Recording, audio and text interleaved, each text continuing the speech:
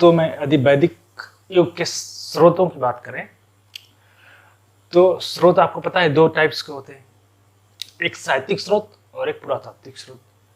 तो वैदिक युग में भी हम दो स्रोतों के बारे में बात करेंगे, एक साहित्यिक स्रोत के बारे में और एक पुरातात्विक स्रोत के, ठीक है। अच्छा, यदि हम पुरातात्विक स्रोत और साहित्यिक स्रोत को एग्जाम पॉइंट ऑफ व्यू से देखें तो 60% क्वेश्चन, ठीक है, स्रोतों से यदि क्वेश्चन आए तो 60% क्वेश्चन कहां से आएगा, आपका साहित्यिक स्रोत से आएगा। बहुत इंपॉर्टेंट है साहित्यिक स्रोत।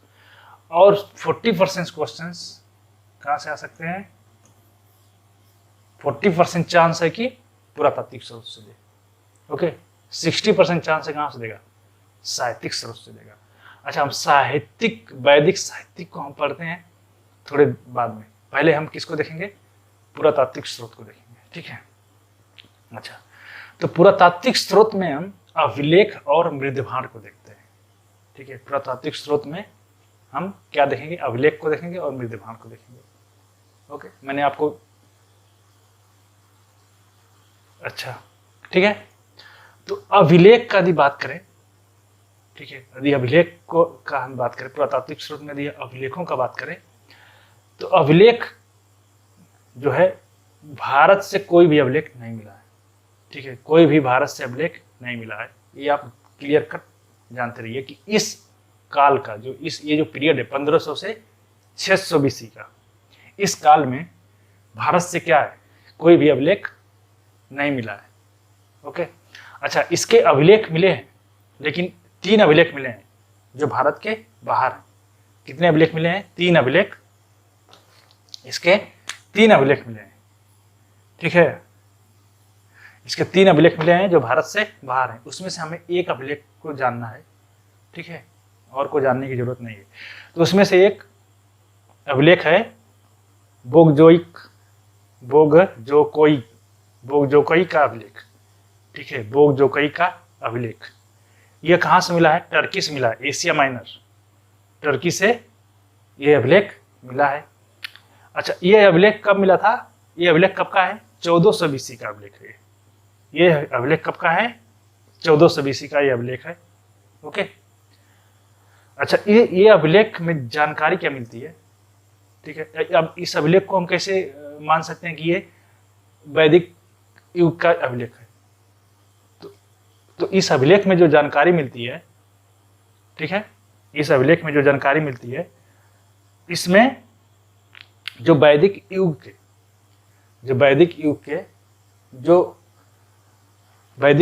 के जो भगवान थे, ठीक है, या जो उस समय के जो देवता थे, वो 4 देवताओं का इसमें नाम मिलता है। वो 4 देवता कौन कौन से हैं, इंद्र, मित्र, नासत्य और वरुण, ठीक है। एकदम याद रखना है आप लोग, कभी भी क्वेश्चन पूछ सकता है आपसे, ये बहुत इंपॉर्टेंट है, ठीक है। मैं क्या बोल रहा हूँ, इंद्र, मित्र, नासत्य और वरुण। अच्छा, वैदिक युग के 2 देवता बहुत ही ज्यादा इंपॉर्टेंट थे, एक अग्नि और एक इंद्र, ठीक है, अग्नि और एक इंद्र। लेकिन इसमें क्या है, इंद्र है, अग्नि नहीं है, ये आप ध्यान रखना, क्वेश्चन से से फंसा देगा आपको। अग्नि, इंद्र, मित्र, नासत्य सब दे देगा, तो अग्नि उसमें नहीं होगा, क्योंकि अग्नि क्या है, बहुत ज्यादा फेमस है, इंद्र बहुत ज्यादा फेमस है, उस समय के जो देवता थे। तो अग्नि और इंद्र देगा तो आप उसमें कंफ्यूज हो जाओगे कि अग्नि भी फेमस था और इंद्र भी था, तो अग्नि और इंद्र तो मिला ही मिला होगा, ये इसमें से कोई नहीं मिला होगा, तो नहीं, अग्नि नहीं था, ये आप ध्यान में रखिए, ठीक है। अच्छा, तो ये तो बात हो गई मृदभांडों की, सॉरी, अभिलेखों की। अच्छा, इसमें एक और अभिलेख था, अच्छा, उसको जानने की जरूरत नहीं, बस आप एक ही जानिए, ठीक है, एक ही, इसी से क्वेश्चन आएगा तो आएगा। इसमें 3 अभिलेख बाहर से मिले, लेकिन एक के बारे में आप जानते रहिए, ये 1400 BC का अभिलेख था, एशिया माइनर, टर्की से मिला था, ठीक है। ये इसकी जानकारी इसकी जानकारी, इसमें क्या जानकारी मिलती है, तो इसमें 4 देवताओं के नाम मिलते हैं, इंद्र, मित्र, नासत्य और वरुण का, ठीक है, अग्नि का नहीं मिलता है इसमें नाम। अच्छा, यदि मृदभांड के बारे में बात करें हम, तो हमने आपको सिंधु घाटी सभ्यता में मृदभांडों के बारे में बताया था। तो वहां पे आपको 2 टाइप्स के मृदभांड मिले थे। एक कैसे थे, रेड और ब्लैक मृदभांड, जो रेड कलर के और ब्लैक कलर से रंगे हुए थे, उस टाइप के मृदभान मिले थे, और एक सादे मृदभान मिले थे, ठीक है। और को कहाँ कहाँ पे मिले थे वो आप जाके वीडियो देखिए, यदि नहीं आपको यदि याद नहीं आ रहा है तो जाके देखिए, ठीक है। और मैं वहाँ पर ये भी बताया था कि हर एक काल में, हर एक पीरियड में मृदभान मिलेंगे, और वो क्या मिलेंगे, अलग अलग मिलेंगे, ठीक है। तो यहाँ से आपको क्वेश्चंस पूछ सकता है, 3-4 काल दे देगा और पूछ देगा कि ये मृदभान किस काल के है, ठीक है। जैसे सिंधु घाटी सभ्यता दे दिया, वैदिक काल दे दिया, गुप्ता पीरियड दे दिया, मौर्य दे दिया, और पूछ दिया कि ब्लैक और रेड मृदभान किस काल के हैं, तो आपको उसमें बताना पड़ेगा, ठीक है। तो अच्छा, आइए हम मृदभानों के बारे में डिस्कस करते हैं। तो यहाँ पे 2 टाइप्स के मृदभान मिले हैं, ठीक है। एक है PGW और एक है OCP। PGW और OCP। PGW का मतलब यह है प्रिंटेड ग्रे वायर, ठीक है। इसका हिंदी में अनुवाद करें तो चित्रित घूसर मृदभान, ठीक है, चित्रित घूसर मृदभान। एक कब किस काल के हैं, तो वैदिक युग के हैं, वैदिक काल के, ठीक, मृदभान है। अगर दूसरा यदि बात करें तो दूसरे की बात करें तो इसको हम बोलते हैं ochre coloured pottery, that means गेरवी रंग का मृदभान, गेरवी रंग का मृदभान, ठीक है। चित्र घुसर मृदभान, गेरवी रंग का मृदभान, ये किस काल से रिलेटेड है, तो वैदिक युग से। ब्लैक रेड कलर के मृदभान, सादे मृदभान, ये किस काल से रिलेटेड है, तो इंडस वैली सिविलाइजेशन से, ठीक है। तो आप ये जानते रहिए, ओके। अच्छा, तो ये तो बात होगी हमारी पुरातात्विक स्रोतों के बारे में। ये पुरातात्विक स्रोतों से इतने टाइप से क्वेश्चंस बन सकते हैं, मृदभानों के बारे में पूछ सकता है, या ये इस अभिलेख के बारे में पूछ सकता है, इसमें कौन कौन देवताओं के नाम है, इससे क्वेश्चंस आ सकते हैं। तो ये आप जानते रहिए, बस इतना ही पूछ सकते हैं यहाँ से। अच्छा, अब अभी हम लोग ने वैदिक काल के साहित्य के बारे में या वैदिक काल के स्रोतों के बारे में डिस्कस कर रहे हैं, ठीक है। तो वैदिक काल के स्रोतों के बारे में देखें तो उसमें से हम लोग ने वैदिक काल के जो पुरातात्विक स्रोत है उसके बारे में हम लोग डिस्कस कर दिए, ठीक है। अच्छा, अब हम देखेंगे वैदिक काल के साहित्यिक स्रोत के बारे में। अच्छा, मैंने ये बताया था आपको कि ये सबसे इंपॉर्टेंट है, यहाँ से क्वेश्चंस आते हैं, ठीक है। यहीं से क्वेश्चंस, मैक्सिमम क्वेश्चंस यहीं से आपके एग्जाम में दिखेंगे, ठीक है। तो यदि हम इसकी बात करें वैदिक साहित्य की बात करें तो वैदिक साहित्य में, ठीक है, वैदिक साहित्य में क्या क्या चीज़ें हमें पढ़नी है, पहले हम ये देख लेते हैं, ठीक है। फिर उसके बारे में हम पूरा डिटेल से पढ़ेंगे, ओके, क्योंकि यहाँ से क्वेश्चंस बहुत ज़्यादा पूछते हैं। चलिए, तो देखते हैं हम वैदिक साहित्य में यदि हमको पढ़ना होगा तो हम क्या क्या पढ़ेंगे। वैदिक साहित्य में हमें संहिता को पढ़ना है। संहिता मतलब वेद, हमें 4 वेदों के बारे में पढ़ना है, ठीक है। 4 वेदों में कौन कौन वेद है, ऋग्वेद, यजुर्वेद, सामवेद और अथर्ववेद, ठीक है। तो इस 4 वेदों को हम वेद संहिता में देखेंगे, ओके। उसके बाद हमको ब्राह्मण देखना, इसी वेदों के क्या होते हैं, ब्राह्मण होते हैं, तो हमें ब्राह्मण साहित्य के बारे में पढ़ना है, ओके। उसके बाद आरण्यक, उसके बाद उपनिषद, ठीक है।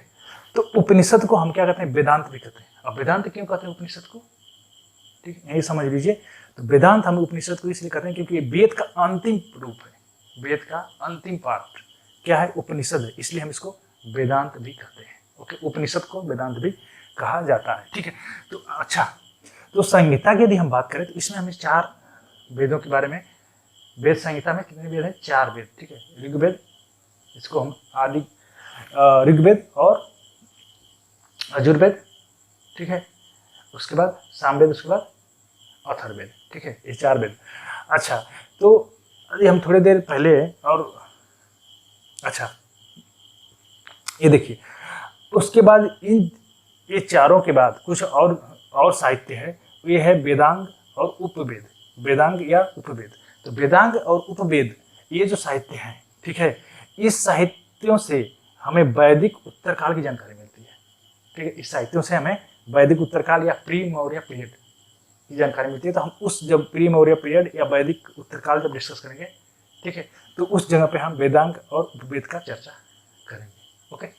चलिए, तो यदि हम इसकी बात करें वैदिक काल की, ठीक है, तो वैदिक काल में हमने बताया था आपको, इसको हम दो पार्ट में डिवाइड किए थे वैदिक काल को, ठीक है। एक तो पूर्व वैदिक काल, एक उत्तर वैदिक काल, ठीक है।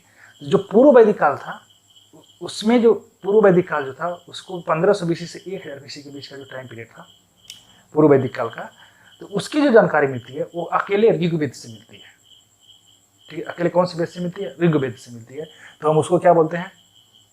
ऋग्वैदिक काल बोलते हैं। ओके, यदि हम उत्तर वैदिक काल की बात करें तो उत्तर वैदिक काल की जो जानकारी मिलती है, ठीक है, जो इसके साहित्य स्रोत हैं उत्तर वैदिक काल के, वो है 3 वेद, यजुर्वेद, ठीक है, सामवेद और अथर्ववेद। उसके बाद ब्राह्मण, आरण्यक और उपनिषदों, ये जितने सारे हैं ये क्या है? उत्तर वैदिक काल के साहित्यिक स्रोत हैं। ओके, बात समझ में आ गई आपको? तो हम 1 by 1 इनको डिस्कस करेंगे। ठीक है, अच्छा, एक बात आपको और बता देता हूँ कि ये जो संहिता, ब्राह्मण, आरण्यक, उपनिषद, इसका एक क्रमिक विकास हुआ है। ऐसा नहीं कि ये पहले आरण्यक आ गया उसके बाद ब्राह्मण आया, ऐसा नहीं है। ठीक है, पहले क्या है? संहिता आया था, ठीक है, मतलब वेद आए थे, उसके बाद इस सब का विकास हुआ है। वेदों के बाद ही ये सब का विकास हुआ, मतलब एक क्रमिक विकास हुआ है। अब वेद में सबसे जो पहला वेद था वो ऋग्वेद था, ठीक है, उसके बाद यजुर्वेद, उसके बाद सामवेद, देन लास्ट में क्या था? अथर्ववेद। तो इनका एक क्रमिक विकास हुआ है। ठीक है, तो आइए हम लोग उसकी कैसे कैसे इनका विकास हुआ थोड़ा उनके बारे में हम चर्चा कर लेते हैं। ठीक है, तो यदि हम इसको देखें तो वैदिक साहित्य का एक क्रमिक क्या हुआ? विकास हुआ है। ठीक है, तो उसमें देखिए क्या है, पहले आया था ऋग्वेद, देन यजुर्वेद, सामवेद और अथर्ववेद। पहले हम वेदों के बारे में देखते हैं, उसके बाद हम ब्राह्मण, आरण्यक, उपनिषदों के बारे में देखेंगे। ठीक है, तो यदि वेदों की बात करें तो ऋग्वेद में आपको क्या मिलेगा? ऋग्वेद यदि हम देखें तो ऋग्वेद में हमें क्या मिलता है? ऋग्वेद में भगवान की या देवताओं की, उसमें जो देवता थे उनकी क्या है? प्रार्थना मिलती है। ठीक है, छोटे मोटे यज्ञों की चर्चा होगी, छोटे मोटे। ठीक है, समझ में आ रही बात में? मतलब उनके प्रार्थना मैक्सिमम क्या होगी? देवताओं को उसमें प्रार्थनाएं मिलती है। ठीक है, अच्छा, वो प्रार्थनाएं कैसे की जा रही है उसमें ऋग्वेद में? तो श्लोक मंत्रों के माध्यम से। किस माध्यम से की जा रही है? श्लोकों के माध्यम से या मंत्रों के माध्यम से। मतलब उसमें केवल श्लोक है या तो मंत्र है। ठीक है, मैंने ऋग्वेद जब पढ़ा, ऋग्वेद के बारे में थोड़ा और डिटेल में नेक्स्ट क्लास में चर्चा करूंगा तो उसमें बताऊंगा। इसमें सूक्त है, इसमें मंडल 10 मंडल है, कुछ इसमें सूक्त है, सूक्तों में कुछ श्लोक या मंत्र होते हैं। ठीक है, तो उनके बारे में मैं चर्चा करूंगा वहाँ पे। लेकिन आप अभी के लिए समझिए कि इसमें जो देवताओं की क्या है? प्रार्थनाओं के बारे में चर्चा होगी। देवताओं की प्रार्थनाएं मिलती हैं यहाँ पे, और किस माध्यम और किस रूप में है वो? श्लोक या मंत्रों के माध्यम में, मंत्रों, श्लोक और मंत्र के रूप में। ठीक है, अच्छा, यजुर्वेद की यदि बात करें हम तो यजुर्वेद में देखिए यहाँ पे क्या मिल रहा है? प्रार्थनाएं मिल रही हैं। ठीक है, देवताओं का क्या हो रहा है? प्रार्थना हो रहा है यहाँ पे। ओके, यजुर्वेद में पूरा का पूरा चेंज हो जा रहा है। ठीक है, यहाँ पे प्रार्थनाएं नहीं हो रही देवताओं की, यहाँ पे प्रार्थनाएं बहुत कम मिली है। यहाँ पे क्या हो रहा है? यज्ञ हो रहा है। उन्हीं देवताओं को खुश करने के लिए क्या कर रहे हैं? बड़े बड़े यज्ञ करा रहे हैं लोग, कर्म कांड करा रहे हैं। ठीक है, बलि दे रहे हैं, पशुओं की बलि दी जा रही है। ठीक है, अश्वमेध यज्ञ की चर्चा मिलती है यहाँ पे। ठीक है, राशि यज्ञ की चर्चा मिलती है। तो ये सब बड़े बड़े यज्ञ यजुर्वेद में, बड़े बड़े यज्ञों की चर्चा मिलती है। ठीक है, और यज्ञ कैसे कराए गए? ठीक है, यज्ञ कैसे कराया जाए, ओके, उसके रीति रिवाज क्या है यज्ञ कराने के, तो उसकी चर्चा कहाँ मिलती है? यजुर्वेद में मिलती है। ठीक है, तो यजुर्वेद में जानते रहिए कि कर्मकांड और यज्ञ से रिलेटेड यजुर्वेद। ठीक है, अच्छा, सामवेद की यदि बात करें तो सामवेद में संगीत की चर्चा मिलती है। ये किससे रिलेटेड है? संगीत से रिलेटेड है। सारेगामापा का उल्लेख कहाँ पे मिलता है? तो सामवेद में मिलता है। ठीक है, इसमें 1500, इसमें हुआ है क्या? देखिए, इसमें 1549 श्लोक हैं। किसमें? सामवेद में। टोटल श्लोक कितने हैं? 1549 है श्लोक इसमें। ठीक है, उसमें से 75 श्लोक, इसमें से कितने श्लोक? 75 श्लोक या मंत्र किसके हैं? खुद सामवेद के हैं। ठीक है, खुद सामवेद के कितने मंत्र हैं? श्लोक हैं 75। और उसके बाद जितना बचा हुआ मंत्र है वो कहाँ से वो लिया है? ऋग्वेद से लिया गया है। कहाँ से लिया गया है? ऋग्वेद से लिया गया। अच्छा, इनमें जो मंत्र है, श्लोक है, इसमें क्या किया गया है? उसी को गाकर, ठीक है, बताया गया है, मतलब गाकर उसमें गाकर सुनाया गया है, या इसमें गायन के रूप में लिखा गया है। ऐसे आप बोल सकते हैं। किसके रूप में लिखा है? गायन के रूप में या संगीत रूप में। ये जो श्लोक या मंत्र यहाँ पे जो ऋग्वेद में है, इसी श्लोक मंत्रों को यहाँ पे संगीत और गायन के रूप में यहाँ पे सामवेद में लिखा गया है। ठीक है, तो यही आप जानते रहिए कि जो जितने इसमें 1554 श्लोक है या मंत्र है, तो उसमें से इसका केवल खुद का कितना है 75 है, और किसका है सर ऋग्वेद से लिया गया है। ठीक है, तो देखिए एक बात आप देखिए यहाँ पे, एक बात गौर करिए आप, तो ऋग्वेद में क्या हो रहा है, देवी देवताओं को क्या हो रहा है, प्रार्थना की जा रही है। ठीक है, छोटे मोटे अज्ञों की चर्चा मिलती है यहाँ पे, छोटे मोटे।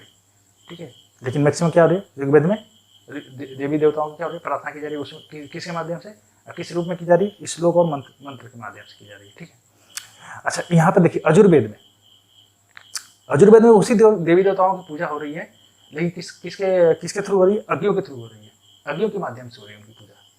ठीक है, अच्छा इसमें देखिए सामवेद में क्या हो रहा है, इसी देवी देवताओं का इसमें भी पूजा किया जा रहा है, लेकिन किस माध्यम से किया जा रहा है, गा के इसी श्लोक को क्या कर रहे हैं, संगीत के रूप में गा करके उसका पूजा किया जा रहा है। ठीक है, बात समझ में आ रही है।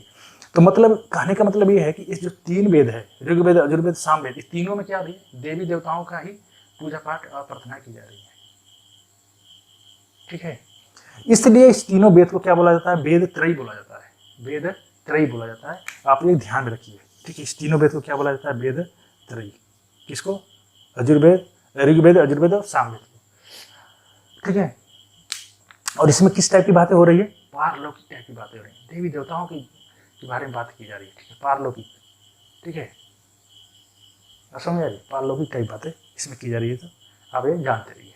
मतलब इसको वेद त्रयी बोलते हैं, इस तीनों वेद को, यही आप जानते रहिए। ओके, अच्छा अब आते हैं अथर्ववेद, लास्ट वेद, चलो 4th नंबर का वेद है अथर्ववेद। ये अथर्ववेद में क्या मिलता है, अथर्ववेद में जो जादू टोना के बारे में बात किया जा रहा है, ये पूरा उल्टा ही है। ठीक है, इन लोग से पूरा डिफरेंट है वेद, चारों वेदों में से ये वेद पूरा डिफरेंट है। इसमें क्या किया जाए, देखिए जादू टोना की बात की जा रही है, औषधियों के बारे में बात किया जा रहा है, फसलों की सुरक्षा के बारे में बात किया जा रहा है। जब फसल में कीड़ा उड़ा लग जाते हैं, ठीक है, फसल में कीड़ा लग जाते हैं, तो उस कीड़ों को खत्म करने के लिए मंत्र पढ़े जा रहे हैं, मंत्रों से उस कीड़ा को भगाया जाएगा। ठीक है, यहाँ पे लोगों को अपने बस में करने की शिक्षा दी जाती है, वशीकरण, मतलब लोगों को अपने बस में कर लो, उस तरह की शिक्षा दी जा रही है। ठीक है, भूत प्रेत का इसमें बात किया जा रहा है, अंधविश्वास की बात की जा रही है अथर्ववेद में। बात समझ आई आपको, यह सबसे लोकप्रिय वेद माना जाता है, क्योंकि इसमें लोगों की बात की जा रही है, लोग इसके प्रति बहुत क्या थे,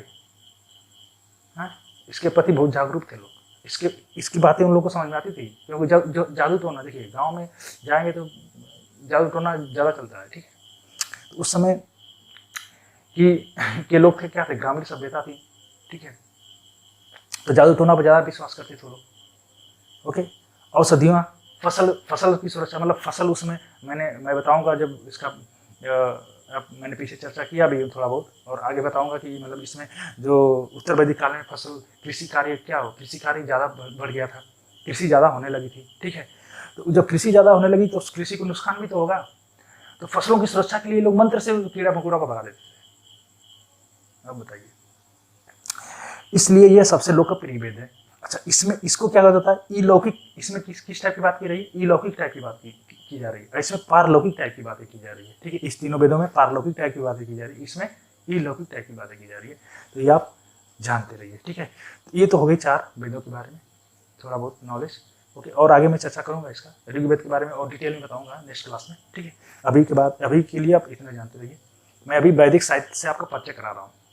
ठीक है, ये मान के, ये समझ के चलिए। ठीक है आप, अच्छा आकार के आधार पर यदि वेदों को हम देखें तो सबसे बड़ा वेद कौन सा है, सबसे बड़ा वेद आकार के आधार पर होगा, ये क्वेश्चन पूछा जाता है। तो आकार के आधार पर सबसे बड़ा वेद कौन सा होगा, ऋग्वेद होगा। फिर उसके बाद क्या कौन सा होगा, फिर उसके बाद अथर्ववेद। ठीक है, अथर्ववेद, फिर उसके बाद यजुर्वेद, देन आफ्टर सामवेद। ठीक है, तो आकार के आधार पर यदि हम बात करें तो सबसे बड़ा वेद कौन सा है, और सबसे प्राचीनतम वेद। ठीक है, आदि ग्रंथ भी इसको कहा जाता है। ठीक है, तो सबसे प्राचीनतम वेद, सबसे बड़ा वेद कौन सा है, ऋग्वेद। उसके बाद अथर्ववेद सबसे बड़ा वेद है, उसके बाद यजुर्वेद, देन सामवेद। ठीक है, आप एक वर्ड याद रखिए, रेस। ठीक है, रेस यदि याद रखेंगे आप ये, तो आपका काम हो जाएगा। एक क्वेश्चन पूछता है तो आप ध्यान में रखिए इसको। ठीक है, अच्छा ये तो बात हो गई आकार के आधार पर सबसे बड़ा वेद। ठीक है, अच्छा यहाँ पे मैं कुछ लिख रखा हूँ, प्रोज और पोइट्री। क्या लिखा हूँ? प्रोज लिखा हूँ ये, और पोइट्री मतलब गद्य और पद। ठीक है, तो पद में जो होती है वो क्या, कविता लिखी जाती है। पद में क्या लिखा जाता है? कविता लिखी जाती है। गद्य में जो लिखा जाता है वो कहानियां लिखी जाती हैं।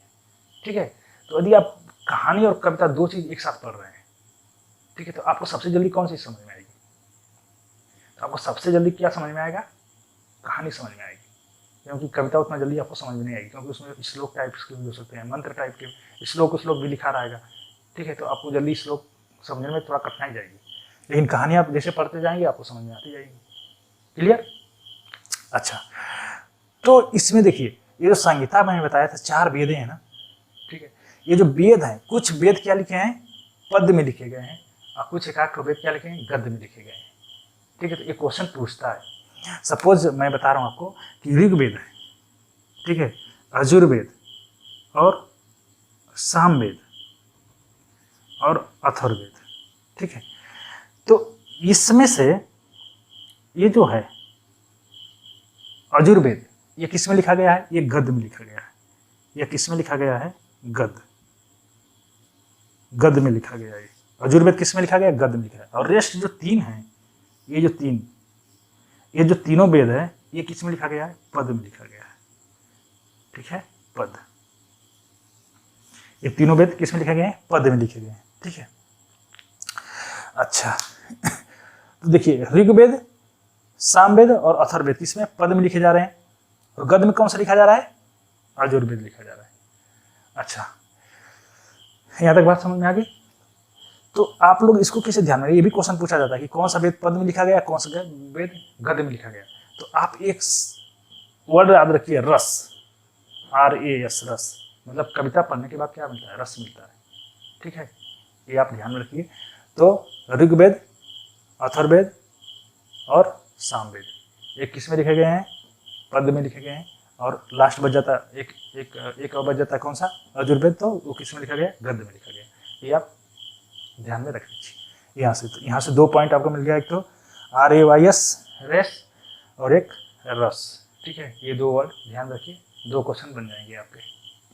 ओके, अच्छा, अब ये संहिता मैंने बता दिया कि ये ऋग्वेद और सामवेद और अथर्ववेद किसमें? पद में लिखे गए। अच्छा, जो पद में लिखे गए हैं, तो इनको पढ़ने में, समझने में, या पढ़ने या समझने में लोगों को क्या होती थी? कठिनाई होती थी।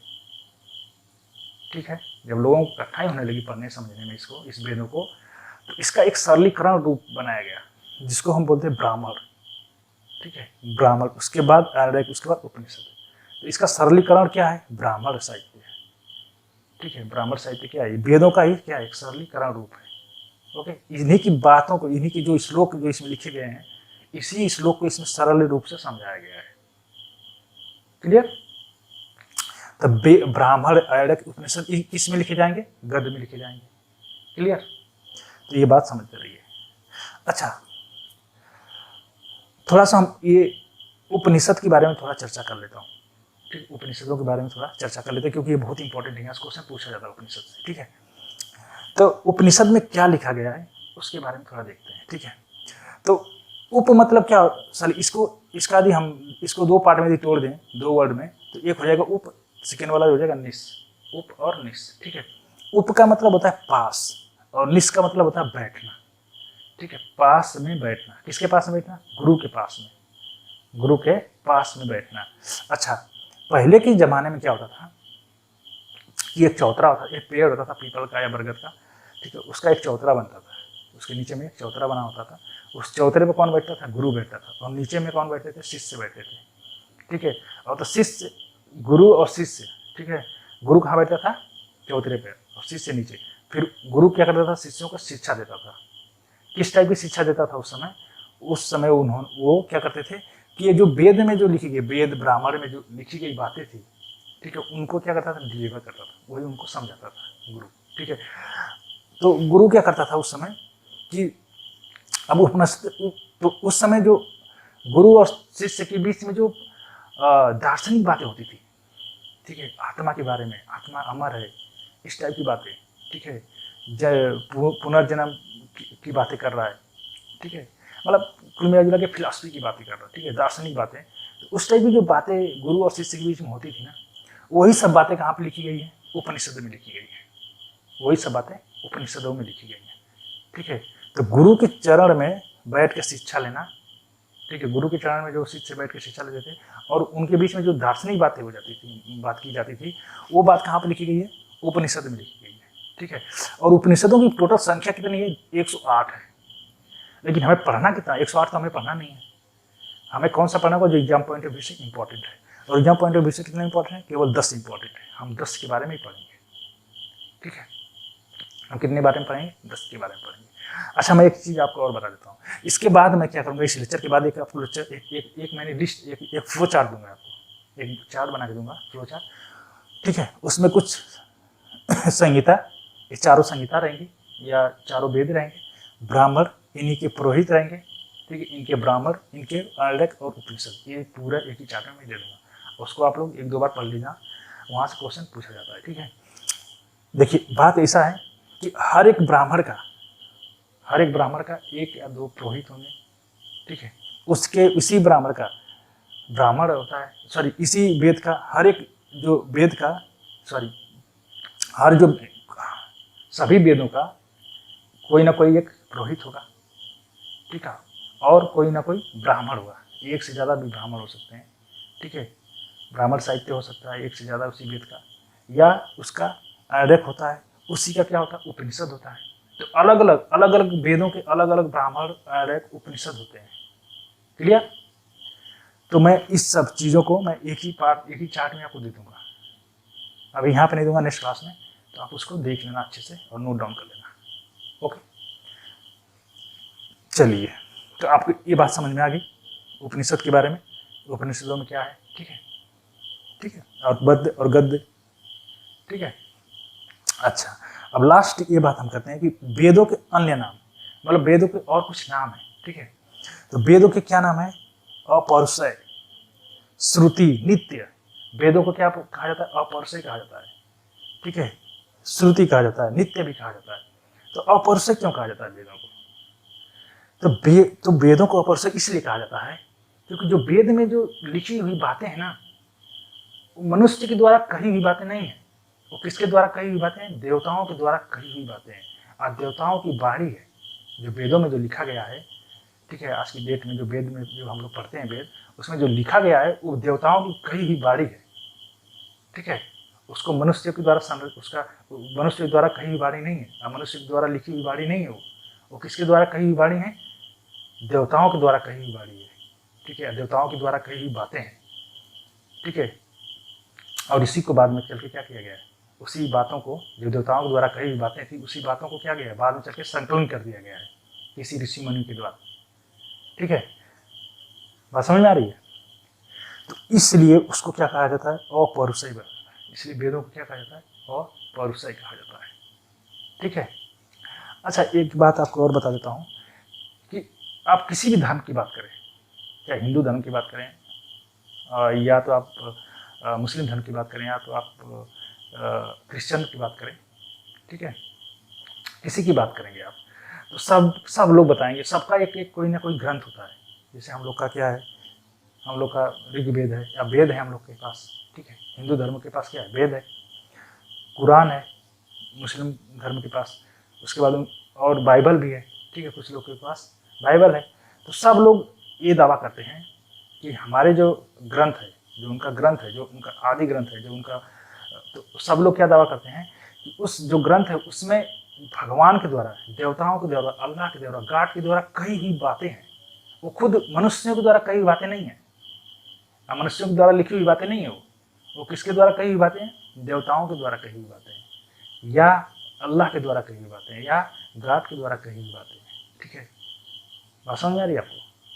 तो उसी तरह से यहाँ पे भी है वेदों में किसके द्वारा कही हुई बातें हैं? तो देवताओं के द्वारा कही हुई बातें हैं, ठीक है। इसलिए वेद को क्या कहते हैं? अपौरुषेय कहते हैं। आप ध्यान में रखिए इसको, ठीक है। अच्छा, श्रुति क्यों कहते हैं? तो देखिए, बात ऐसा है कि जब ये जो टाइम पीरियड है, 1500 से 600 BC वाला। ठीक है, इस टाइम पीरियड में क्या हुआ था कि लेखन कला का आविष्कार नहीं हुआ था, लेखन कला का आविष्कार नहीं हुआ था। ठीक है, हाँ, इंडस वैली सिविलाइजेशन जब हम पढ़ रहे थे तो उस समय मैं बताया था कि कुछ लिखी हुई बातें मिली हैं, लेकिन आज तक हम उसको पढ़ नहीं सके हैं किसी कारणवश। ठीक है, लेकिन वैदिक काल में आएंगे आप तो इसमें लेखन कला का विकास आपको नहीं दिखेगा, लेखन कला है ही नहीं यहाँ पे। ठीक है, मैं जब तुलनात्मक अध्ययन करूँगा, तुलनात्मक अध्ययन कराऊंगा आपको इसका वैदिक काल का और इंडस वैली सिविलाइजेशन में, तो इसका मैं जिक्र करूँगा। ठीक है, लेकिन आप ये समझते रहिए कि यहाँ पे लेखन कला का आविष्कार यहाँ पे लेखन कला का आविष्कार नहीं हुआ था। ठीक है, जब लेखन कला नहीं था यहाँ पे, आप कुछ लिख नहीं सकते थे, तो आप क्या करेंगे? तो जो वेद थे इनको कैसे आप लिखेंगे? उस समय की ये वेद जो थे उस समय तो लिखे नहीं गए होंगे। ठीक है, वेद तो बाद में लिखे गए, जब उसमें कुछ लिख ही नहीं पाएंगे, अब लेखन कला का आविष्कार ही नहीं हुआ था, तो वेद का क्या करेंगे? बाद में लिखे जाएंगे। तो जब बाद में वेद लिखे गए तो वेदों को कैसे, तो उस समय की बातों को कैसे आगे बढ़ गए? ठीक है, उस समय की जो बातें थी वो कैसे आगे बढ़ी? तो वो बातें जो थी उस समय की, जो वेदों की जो हम लोग जो ये यहाँ पर कहा जा रहा है कि जो देवताओं की जो बाड़ी थी, वो बाड़ी को आगे कौन बढ़ाएगा? ठीक है, तो बाड़ी को लोग सुन सुन के आगे बढ़ाए, लोगों के द्वारा सुन सुन के वो आगे बढ़ी। मतलब एक गुरु और शिष्य है, सपोज गुरु और शिष्य है, तो गुरु क्या कर रहा है? शिष्य को ज्ञान दे रहा है। ठीक है, तो जो गुरु शिष्य को ज्ञान देगा तो वो शिष्य का जो शिष्य होगा अब वो उसको ज्ञान देगा। तो इसी तरह से ये सुन सुन के क्या बढ़ा है? आगे बढ़ा है। ठीक है, वेदों में जो बातें लिखी गई हैं वो सुन सुन के आगे बढ़ी है। ठीक है, तो इसलिए उसको क्या कहते हैं? श्रुति कहते हैं। इनके बारे में आप जानते रहिए। ठीक है, अच्छा, तो ये तो बात हो गई हमारे वैदिक साहित्य की कुछ बातें, ये तो कुछ मतलब वैदिक साहित्य की कुछ बातें हो गई। अब इसके बाद हम क्या करेंगे कि आपको फ्लो चार्ट दूंगा। ठीक है, उसके बाद थोड़ा ऋग्वेद के बारे में थोड़ा सा और मैं चर्चा करूँगा। ओके, तो आज की वीडियो में इतना ही। Okay, thank you for watching.